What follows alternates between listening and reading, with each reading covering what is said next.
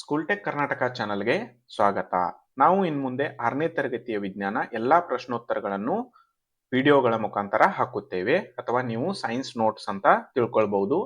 1ರಿಂದ 11ನೇ ಪಾಠವರೆಗೂ ಎಲ್ಲ ಪಾಠಗಳ ನೋಟ್ಸ್ಗಳನ್ನು ಹಾಕುತ್ತೇವೆ. ನೀವು ಇನ್ನೂ ಏನಾದರೂ ಸಬ್ಸ್ಕ್ರೈಬ್ ಮಾಡ್ಕೊಂಡಿಲ್ಲ ಅಂದ್ರೆ ಮಾಡ್ಕೊಳ್ಳಿ, ಮತ್ತೆ ನಿಮ್ಮ ಫ್ರೆಂಡ್ಸ್ ಜೊತೆನೂ ಶೇರ್ ಮಾಡಿ. ವಿಡಿಯೋ ಇಷ್ಟವಾದಲ್ಲಿ ಲೈಕ್ ಕೂಡ ಮಾಡಿರಿ. ಓಕೆ, ಎಲ್ಲರಿಗೂ ಮತ್ತೊಮ್ಮೆ ಸ್ವಾಗತ. ನಾವು ಇವತ್ತು ನೋಡ್ತಾ ಇದ್ದೀವಿ 6ನೇ ತರಗತಿಯ ವಿಜ್ಞಾನ. ಯಾವುದು? 6ನೇ ಪಾಠ, ಜೀವಿಗಳು ಮತ್ತು ಅವುಗಳ ಲಕ್ಷಣಗಳು ಮತ್ತು ಆವಾಸಗಳು ಅಂತ. ಇವತ್ತಿನ ದಿನ ಈ ಎಲ್ಲ ಪ್ರಶ್ನೋತ್ತರಗಳನ್ನು ನೋಡೋಣ. ನೀವು ನೋಟ್ಸ್ ಅಂತಾನು ಬರ್ಕೊಳ್ಬಹುದು, ಆಯ್ತಾ? ಸೊ ಒಂದೇದು ಏನಿದೆ ನೋಡಿ ಇಲ್ಲಿ. ಒಂದೇದು ಅಭ್ಯಾಸಗಳು. 1, ಆವಾಸ ಎಂದರೇನು? ಆಯ್ತಾ? ಉತ್ತರ ಏನಿದೆ? ಜೀವಿಗಳು ವಾಸಿಸುವ ಸ್ಥಳಕ್ಕೆ ಆವಾಸ ಎನ್ನುವರು. ಅಲ್ಲಿ ಏನೇನು ಇರಬೇಕು? ಆಹಾರ, ನೀರು, ಗಾಳಿ, ವಸತಿ ಮತ್ತು ಇತರ ಅತ್ಯಗತ್ಯತೆಗಳನ್ನು ಜೀವಿಗಳಿಗೆ ಆ ಆವಾಸವು ಒದಗಿಸುತ್ತದೆ. ಅಂದ್ರೆ ಜೀವಿಗಳು ವಾಸಿಸುವ ಸ್ಥಳಕ್ಕೆ ಆವಾಸ ಅಂತೀರ. ಅಲ್ಲಿ ಏನೇನು ಸಿಗ್ಬೇಕು ನಿಮಗೆ? ಆಹಾರ ಸಿಗ್ಬೇಕು, ನೀರು ಸಿಗ್ಬೇಕು, ಗಾಳಿ ಸಿಗ್ಬೇಕು, ವಸತಿ ಮತ್ತೆ ಇತರ ಅಗತ್ಯತೆ ಅಂದ್ರೆ ಯಾವುದಾದ್ರೂ ಅಗತ್ಯ ವಸ್ತುಗಳಿದ್ದರೆ ಅಲ್ಲಿ ಆ ಆವಾಸವು ಒದಗಿಸುತ್ತದೆ, ಆಯ್ತಾ? 2, ಮರುಭೂಮಿಯಲ್ಲಿ ಬದುಕಲು ಪಾಪಸು ಕಳ್ಳಿ ಹೇಗೆ ಹೊಂದಿಕೊಂಡಿದೆ? ಪಾಪಸ್ ಕಳ್ಳಿ ಹೇಗೆ ಹೊಂದಿಕೊಂಡಿದೆ? ಅದು ಹೇಗೆ ಮರುಭೂಮಿಯಲ್ಲಿ ಬೆಳೆಯುತ್ತೆ ಹೇಳಿ? ಯಾಕಂದ್ರೆ ಮರುಭೂಮಿಯಲ್ಲಿ ಯಾವುದು ಸಸ್ಯ ಬೆಳೆಯುವುದಿಲ್ಲ, ಆದ್ರೆ ಪಾಪಸ್ ಕಳ್ಳಿ ಬೆಳೆಯುತ್ತೆ. ಉತ್ತರ, ಮರುಭೂಮಿಯಲ್ಲಿ ಬದುಕಲು ಪಾಪಸು ಕಳ್ಳಿಯು ದಪ್ಪನೆಯ ಮೇಣದಂತಹ ಪದರದಿಂದ ಮರುಭೂಮಿಯಲ್ಲಿ ಬದುಕಲು ಪಾಪಸ್ ಕಳ್ಳಿಯು, ಇಲ್ಲಿದೆ ನೋಡಿ, ಮರುಭೂಮಿಯಲ್ಲಿ ಬದುಕಲು ಪಾಪಸ್ ಕಳ್ಳಿಯು ದಪ್ಪನೆಯ ಮೇಣದಂತಹ ಪದರದಿಂದ ಆವೃತವಾಗಿರುವ ಕಾಂಡವನ್ನು ಹೊಂದಿದೆ. ಇದು ತನ್ನ ಅಂಗಾಂಶಗಳಲ್ಲಿ ನೀರನ್ನು ಉಳಿಸಿಕೊಳ್ಳಲು ಸಹಾಯಕವಾಗುತ್ತದೆ. ಇತರ ಬೇರುಗಳು ನೀರನ್ನು ಹೀರಿಕೊಳ್ಳಲು ಮಣ್ಣಿನಲ್ಲಿ ಆಳವಾದ ಇಳಿದಿರುತ್ತವೆ. ಎಲೆಗಳು ಮುಳ್ಳುಗಳಾಗಿ ಪರಿವರ್ತನೆಯಾಗಿವೆ. ಇದರಿಂದ ನೀರು ಹೊರಹೋಗುವ ಪ್ರಮಾಣ ಕಡಿಮೆ ಆಗಲು ಅನುಕೂಲವಾಗುತ್ತದೆ. ಇದು ಉತ್ತರ, ಎರಡನೇ ಉತ್ತರ. ನೀವು ಬರ್ಕೊಳ್ಳಿ ನೋಟ್ಸ್ನ, ಆಯ್ತಾ? ಅದಾದ್ಮೇಲೆ ನೋಡಿ 3, ಬಿಟ್ಟ ಸ್ಥಳಗಳನ್ನು ತುಂಬಿ ಅಂತ ಇದೆ, ಆಯ್ತಾ? 3ನೇದು ಏನಿದೆ? ಒಂದು ನಿರ್ದಿಷ್ಟ ಆವಾಸದಲ್ಲಿ ಸಸ್ಯ ಅಥವಾ ಪ್ರಾಣಿ ಬದುಕಲು ಸಾಮರ್ಥ್ಯವನ್ನು ನೀಡುವ ನಿರ್ದಿಷ್ಟ ಲಕ್ಷಣಗಳು ಹೊಂದಾಣಿಕೆ. ಬಿಟ್ಟ ಸ್ಥಳದಲ್ಲಿ ಏನು? ಹೊಂದಾಣಿಕೆ ಎಂದು ಕರೆಯುತ್ತೇವೆ. ಬಿಟ್ಟ ಸ್ಥಳದಲ್ಲಿ ಹೊಂದಾಣಿಕೆ ಎಂದು ತುಂಬಿರಿ, ಆಯ್ತಾ? ಅದೇ ರೀತಿ ಬಿ ನೋಡೋಣ. ಭೂಮಿಯ ಮೇಲೆ ವಾಸಿಸುವ ಸಸ್ಯಗಳು ಮತ್ತು ಪ್ರಾಣಿಗಳ ಆವಾಸವನ್ನು ಡ್ಯಾಶ್ ಎಂದು ಕರೆಯುತ್ತಾರೆ. ಡ್ಯಾಶ್ ಆವಾಸ ಎಂದು ಕರೆಯುತ್ತಾರೆ. ಏನು? ಉತ್ತರ ಏನ್ ತುಂಬಬೇಕು? ಭೂ ಆವಾಸ ಎಂದು ಕರೆಯುತ್ತಾರೆ, ಆಯ್ತಾ? ಭೂಮಿಯ ಮೇಲೆ ವಾಸಿಸುವ ಸಸ್ಯಗಳ ಮತ್ತು ಪ್ರಾಣಿಗಳ ಆವಾಸವನ್ನು ಭೂ ಆವಾಸ ಎಂದು ಕರೆಯುತ್ತಾರೆ. ಅದಾದ್ಮೇಲೆ ಸಿ ನೋಡಿ. ನೀರಿನಲ್ಲಿ ವಾಸಿಸುವ ಸಸ್ಯಗಳು ಮತ್ತು ಪ್ರಾಣಿಗಳ ಆವಾಸವನ್ನು ಡ್ಯಾಶ್ ಆವಾಸ ಎಂದು ಕರೆಯುತ್ತಾರೆ. ಜಲ ಆವಾಸ ಎಂದು ಕರೆಯುತ್ತಾರೆ. ಬೆಟ್ಟ ಸ್ಥಳದಲ್ಲಿ ಜಲ ತುಂಬಿರಿ, ಆಯ್ತಾ? ಡಿ ಏನಿದೆ? ಮಣ್ಣು, ನೀರು ಮತ್ತು ಗಾಳಿ ಆವಾಸದ ಏನಿವು? ಅಜೈವಿಕ ಅಂಶಗಳು, ತಿಳಿತಾ? ಅದೇ ರೀತಿ 4 ಈ ನೋಡಿ. ನಾವು ಪ್ರಕ್ರಿಯಿಸುವಂತೆ ಮಾಡುವ ನಮ್ಮ ಸುತ್ತಮುತ್ತಲಿನ ಪರಿಸರದಲ್ಲಿರುವ ಬದಲಾವಣೆಗಳಿಗೆ ಏನಂತ ಕರೀತಾರೆ? ಡ್ಯಾಶ್ ಎಂದು ಕರೆಯುತ್ತಾರೆ. ಏನು? ಪ್ರಚೋದನೆ ಎಂದು ಕರೆಯುತ್ತಾರೆ. ತಿಳಿತಲ್ವಾ? 3 ಮುಗೀತು. ಇನ್ನು 4ನೇದು ನೋಡಿ. ಏನಿದೆ 4ನೇದು? ಕೆಳಗಿನ ಪಟ್ಟಿಯಲ್ಲಿ ನಿರ್ಜೀವಿಗಳು ಯಾವುವು? ನೇಗಿಲು, ಅಣಬೆ, ಹೊಲಿಗೆ ಯಂತ್ರ, ರೇಡಿಯೋ, ಧ್ವನಿ, ನೀರಿನ ಇದ್ಯಾವುದು? ಹಯಸಿಂಥ, ಎರೆಹುಳು, ಆಯ್ತಾ? ಉತ್ತರ ನಿರ್ಜೀವಿಗಳು. ನೇಗಿಲು, ಹೊಲಿಗೆ ಯಂತ್ರ, ಧ್ವನಿ. ಯಾಕಂದ್ರೆ ಇವುಗಳಿಗೆ ಜೀವ ಇರುವುದಿಲ್ಲ, ಅದಕ್ಕೋಸ್ಕರ ಇವು ನಿರ್ಜೀವ ವಸ್ತುಗಳು. ಜೀವಿಗಳು ಯಾವುವು? ಅಣಬೆ, ನೀರಿನ ಹಯಸಿಂಥ, ಎರೆಹುಳು, ಇವೆಲ್ಲ ಜೀವಿಗಳಿರುವ ಜೀವಿಗಳಿರುತ್ತವೆ ಇದರಲ್ಲಿ. ಅದಕ್ಕೋಸ್ಕರ ಇವು ಜೀವಿಗಳಿರುವ. ಅವರು ನಿರ್ಜೀವಿಗಳನ್ನಷ್ಟೇ ಪಟ್ಟಿ ಮಾಡಿ ಅಂತ ಹೇಳಿದರೆ, ನಾವು ಜೀವಿಗಳು ಅಂದ್ರೆ ಎರಡೂ ಸೆಪರೇಟ್ ಮಾಡಿದೀವಿ ಅಂದ್ರೆ ನೋಟ್ಸ್ ಒಳ್ಳೆಯದಾಗುತ್ತೆ. ಸೊ ನೀವು ಮುಂದೆ ನಿರ್ಜೀವಿ ಅಂತ ಕೇಳಿದ್ರೆ ಇದರಲ್ಲಿ ನಿರ್ಜೀವಿ ಮಾತ್ರ ಬರೆಯಿರಿ, ಆಯ್ತಾ. 5 ಏನಿದೆ, ಜೀವಿಗಳ ಯಾವುದಾದರೂ ಎರಡು ಲಕ್ಷಣಗಳನ್ನು ತೋರಿಸುವ ನಿರ್ಜೀವ ವಸ್ತುಗಳಿಗೆ ಒಂದು ಉದಾಹರಣೆ ಕೊಡಿ.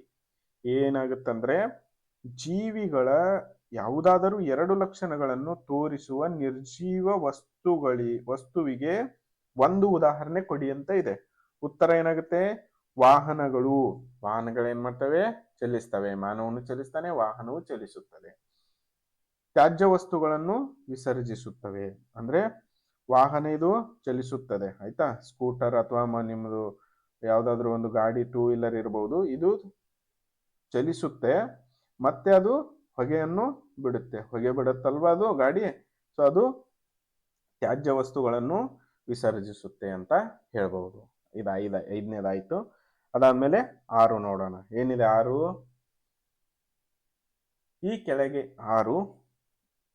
ಈ ಕೆಳಗೆ ಪಟ್ಟಿ ಮಾಡಿರುವ ನಿರ್ಜೀವ ವಸ್ತುಗಳಲ್ಲಿ ಯಾವುವು ಈ ಹಿಂದೆ ಜೀವಿಗಳ ಒಂದು ಭಾಗವಾಗಿತ್ತು? ಬೆಣ್ಣೆ, ಹದ ಮಾಡಿದ ಚರ್ಮ, ಮಣ್ಣು, ಉಣ್ಣೆ, ವಿದ್ಯುತ್ ದೀಪ, ಅಡುಗೆ ಎಣ್ಣೆ, ಉಪ್ಪು, ಸೇಬು, ರಬ್ಬರ್. ಅಂದ್ರೆ ಅವ್ರೇನ್ ಕೇಳ್ತಾ ಇದ್ದಾರೆ, ಈ ವಸ್ತುಗಳಲ್ಲಿ ಮೊದಲು ಯಾವುದದು ಅದಕ್ಕೆ ಜೀವ ಇತ್ತು? ಉತ್ತರ, ಹದ ಮಾಡಿದ ಚರ್ಮ. ಯಾಕೆ ಹೇಳಿ, ಒಂದು ಪ್ರಾಣಿ ಯಾವ್ದಾದ್ರು ಸತ್ರೆ ಅದನ್ನ ನಾವು ಕಾಲಿಗೆ ಹಾಕೊಳ್ಳೋ ಮೆಟ್ ಅಂತ ಹೇಳ್ತೀವಲ್ಲ, ಅದನ್ನ ಮಾಡ್ತೀವಿ. ಆದರೆ ಅದು ಮೊದಲು ಬದುಕಿತ್ತು, ಅದನ್ನ ಅವರೇ ಕೇಳಿದ್ದಾರೆ. ನೋಡಿ ಇಲ್ಲಿ, ಮೊದಲು ಈಗ ಮಾಡಿರುವ ನಿರ್ಜೀವ ವಸ್ತುಗಳಲ್ಲಿ ಯಾವುವು ಈ ಹಿಂದೆ ಜೀವಿಗಳ ಒಂದು ಭಾಗವಾಗಿತ್ತು? ಹದ ಮಾಡಿದ ಚರ್ಮ, ಉಣ್ಣೆ ಅಂದ್ರೆ ನೀವು ಕುರಿ ಮೇಲೆ ಅದನ್ನ ಕೂದಲ ತೆಗಿತಾರಲ್ಲ, ಅದಕ್ಕೆ ಉಣ್ಣೆ ಅಂತ ಕರಿತೀವಲ್ವಾ. ಸೇಬು, ರಬ್ಬರ್, ಇವುಗಳು ಈ ಹಿಂದೆ ಜೀವಿಗಳ ಒಂದು ಭಾಗವಾಗಿತ್ತು. ಅಂದ್ರೆ ಸೇಬನ್ನ ಮರದಿಂದ ಕಡಿದ್ರೆ ಅದು ನಿರ್ಜೀವಿ ಆಗುತ್ತೆ ಅಲ್ವಾ. ಸೊ ಅದಕ್ಕೆ ಸೇಬು ಕೂಡ ಒಂದು ಮರದಿಂದ ಬಂದದ್ದು. ರಬ್ಬರ್ ಕೂಡ, ರಬ್ಬರ್ ಯಾವುದು ಅಂದ್ರೆ ರಬ್ಬರ್ ಮರದಿಂದ ಬರುತ್ತೆ. ಅದಕ್ಕೋಸ್ಕರ ಅದು ಮೊದಲು ಜೀವಿಯಾಗಿತ್ತು, ನಂತರ ಅದು ನಿರ್ಜೀವವಾಯಿತು. 7 ಏನಿದೆ, ಜೀವಿಗಳ ಸಾಮಾನ್ಯ ಲಕ್ಷಣಗಳನ್ನು ಪಟ್ಟಿ ಮಾಡಿರಿ. ಎಷ್ಟಿವೆ? 7 ಇವೆ ನೋಡಿ. ಉತ್ತರ ನೋಟ್ಸ್ ನಲ್ಲಿ ಬರ್ಕೊಳ್ಳಿ, ಎಲ್ಲ ಕರೆಕ್ಟ್ ಆಗಿ. ಎಕ್ಸಾಮ್ ಮುಂದೆ ಓದ್ಕೊಳ್ಳಿ, ಒಳ್ಳೆ ಮಾರ್ಕ್ಸ್ ಬರುತ್ತೆ, ಆಯ್ತಾ. ಜೀವಿಗಳಲ್ಲಿ ಕೆಲವು ಸಾಮಾನ್ಯ ಲಕ್ಷಣಗಳಿರ್ತವೆ. ಇದು 1ನೇ ಲಕ್ಷಣ. ಅವುಗಳಿಗೆ ಆಹಾರ ಬೇಕು, ಆಯ್ತಾ. ಇದು 2ನೇದಾಯ್ತು. 3ನೇದು ನೋಡಿ, ಅವುಗಳು ಉಸಿರಾಡುತ್ತವೆ ಮತ್ತು ತ್ಯಾಜ್ಯ ವಸ್ತುಗಳನ್ನು ವಿಸರ್ಜಿಸುತ್ತವೆ. ಇದು 3 ಆಯ್ತು. 4, ಸುತ್ತಲಿನ ಪರಿಸರಕ್ಕೆ ಪ್ರತಿಕ್ರಿಯಿಸುತ್ತವೆ, ಆಯ್ತಾ. ಅದಾದ್ಮೇಲೆ ವಂಶಾಭಿವೃದ್ಧಿ ಮಾಡುತ್ತವೆ, ಅವು ಜೀವಿಗಳು. ಅದಾದ್ಮೇಲೆ ಬೆಳೆಯುತ್ತವೆ ಹಾಗೂ ಚಲನೆಯನ್ನು ತೋರಿಸುತ್ತವೆ, ಆಯ್ತಾ. ಹುಟ್ಟು ಮತ್ತು ಸಾವನ್ನು ಹೊಂದಿವೆ, ಯಾವುವು? ಜೀವಿಗಳು. ಅದಾದ್ಮೇಲೆ ನೋಡಿ 8, ಹುಲ್ಲುಗಾವಲಿನಲ್ಲಿ ವಾಸಿಸುವ ಪ್ರಾಣಿಗಳಿಗೆ ಅಲ್ಲಿ ಜೀವಿಸಲು ವೇಗವಾಗಿ ಓಡುವುದು ಮುಖ್ಯ, ಏಕೆ? ವಿವರಿಸಿ.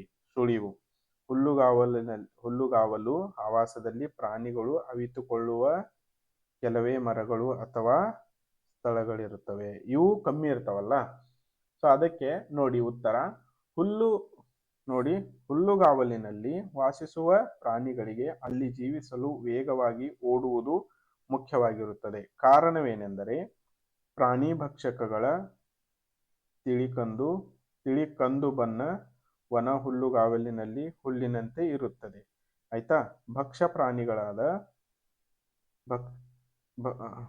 ಪ್ರಾಣಿಗಳಾದ ಜಿಂಕೆ, ಮೊಲ, ಚಿಗರೆ ಇತ್ಯಾದಿಗಳು ಹುಲ್ಲು ತಿನ್ನಲು ಬಂದಾಗ ಸಮೀಪದಲ್ಲಿಯೇ ಅಡಗಿ ಕುಳಿತಿರುವ ಭಕ್ಷಕ ಪ್ರಾಣಿಗಳಿಂದ ತಪ್ಪಿಸಿಕೊಳ್ಳಲು ವೇಗವಾಗಿ ಓಡುವ ಅಗತ್ಯವಿದೆ. ಅಷ್ಟೇ ಅಲ್ಲದೆ ಅವು ಅವಿತುಕೊಳ್ಳಲು ಮರಗಳಾಗಲಿ ಬಿಲಗಳಾಗಲಿ ಪೊದೆಗಳಾಗಲಿ ಇರುವುದಿಲ್ಲ. ಅಂದ್ರೆ ನೀವು ನೋಡಿರಬಹುದು, ಎಲ್ಲಾದ್ರೂ ಒಂದು ಸಿಂಹ ಅಥವಾ ಹುಲಿ, ಚಿರತೆ ಇವೆಲ್ಲ ಏನ್ ಮಾಡ್ತವೆ, ಅಡಗಿ ಕುಳಿತುಕೊಂಡು ಅಲ್ಲಿ ಬರ್ತಾವಲ್ಲ ಮೊಲ, ಅದಾದ್ಮೇಲೆ ಜಿಂಕೆ, ಅವೆಲ್ಲ ಬರ್ತಾವಲ್ಲ, ಅವುಗಳನ್ನ ಬೇಟೆ ಆಡ್ತವೆ. ಸೊ ಆದ್ದರಿಂದ ಅವುಗಳಿಗೆ ಹುಲ್ಲುಗಾವಲಿನಲ್ಲಿ ವೇಗವಾಗಿ ಓಡುವುದು ಮುಖ್ಯವಾಗಿದೆ. ಅದಾದ್ಮೇಲೆ ನೋಡಿ ಇದು ಚಾಪ್ಟರ್ ಮುಗೀತು ಆಯ್ತಾ. ಸೊ ಇದು ಎಷ್ಟನೇ ಚಾಪ್ಟರ್ ಇತ್ತು? 6ನೇ ಚಾಪ್ಟರ್, ಜೀವಿಗಳು ಮತ್ತು ಅವುಗಳ ಲಕ್ಷಣಗಳು ಮತ್ತು ಆವಾಸಗಳು. ಈ ಚಾಪ್ಟರ್ ಕೂಡ ಮುಗೀತು. ಸೊ ನಾವು ನೆಕ್ಸ್ಟ್ ವಿಡಿಯೋ ಹಾಕ್ತೀವಲ್ಲ, ಸೊ ಆವಾಗ ನೀವು ಎಲ್ಲರಿಗಿಂತ ಮುಂಚೆ ಆ ವಿಡಿಯೋ ನೋಡಬೇಕಾದ್ರೆ ಅಥವಾ ನಿಮಗೆ ಜಾಸ್ತಿ ಮಾರ್ಕ್ಸ್ ಬರಲು ಅಥವಾ ನೀವು ನೋಟ್ಸ್ ಪ್ರಿಪ್ರೇಷನ್ ಮಾಡಲು ಒಳ್ಳೆಯ ರಿಸಲ್ಟ್ ಬರಲು ಈ ಚಾನಲ್ನ ಸಬ್ಸ್ಕ್ರೈಬ್ ಮಾಡ್ಕೊಳ್ಳಿ. ಸಬ್ಸ್ಕ್ರೈಬ್ ಯಾಕೆ ಮಾಡ್ಕೊಳ್ಬೇಕಂದ್ರೆ ನಾವು ಹಾಕಿರೋ ವಿಡಿಯೋ ನಿಮ್ಮ ತನ ಎಲ್ಲರಿಗಿಂತ ಮುಂಚೆ ತಲುಪುತ್ತದೆ, ಅದಕ್ಕೋಸ್ಕರ. ತಿಳಿತಲ್ವಾ? ಸೊ ನಾವು ಮತ್ತೆ ಮುಂದಿನ ವಿಡಿಯೋನಲ್ಲಿ ಭೇಟಿಯಾಗೋಣ. ಸ್ಕೂಲ್ಟೆಕ್ ಕರ್ನಾಟಕ ಚಾನಲ್ಗೆ ಸ್ವಾಗತ. ನಾವು ಇನ್ನು ಮುಂದೆ 6ನೇ ತರಗತಿಯ ವಿಜ್ಞಾನ ಎಲ್ಲಾ ಪ್ರಶ್ನೋತ್ತರಗಳನ್ನು ವಿಡಿಯೋಗಳ ಮುಖಾಂತರ ಹಾಕುತ್ತೇವೆ, ಅಥವಾ ನೀವು ಸೈನ್ಸ್ ನೋಟ್ಸ್ ಅಂತ ತಿಳ್ಕೊಳ್ಬಹುದು. 1ರಿಂದ 11ನೇ ಪಾಠವರೆಗೂ ಎಲ್ಲ ಪಾಠಗಳ ನೋಟ್ಸ್ಗಳನ್ನು ಹಾಕುತ್ತೇವೆ. ನೀವು ಇನ್ನೂ ಏನಾದರೂ ಸಬ್ಸ್ಕ್ರೈಬ್ ಮಾಡ್ಕೊಂಡಿಲ್ಲ ಅಂದ್ರೆ ಮಾಡ್ಕೊಳ್ಳಿ.